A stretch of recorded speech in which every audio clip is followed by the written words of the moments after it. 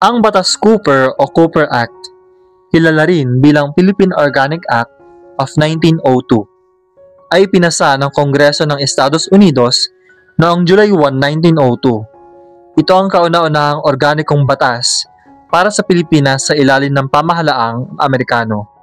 Nilalaman ng Batas Cooper.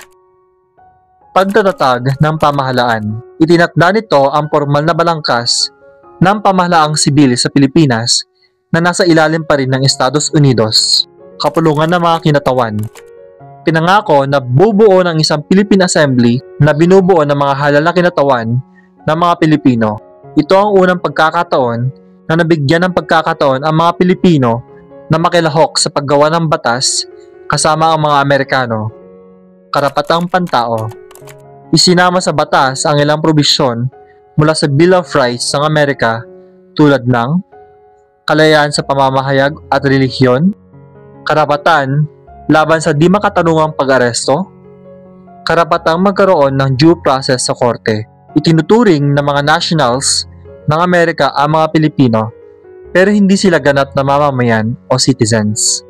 Obligadong magsumite ng taunang ulat ang Gobernador General sa Pangulo ng Estados Unidos at sa Kongreso tungkol sa kalagayan ng Pilipinas. Nagsilbing pundasyon ng pamahalaang sibil sa Pilipinas matapos ang pamahalaang militar mula taong 1898 hanggang 1901. Nagbigay daan sa unang halalan noong 1907 at pagkakatatag ng Philippine Assembly na pinumunuan ni Sergio Osmeña bilang Speaker at Manuel L. Quezon bilang Floor Leader. Ito ang unang hakbang ng mga Pilipino tungo sa sariling pamamahala sa ilalim ng mga Amerikano na unti-unting pagsasanay sa demokrasya at sa pagkakaroon ng karapatang magpahayag ng damdamin at opinyon.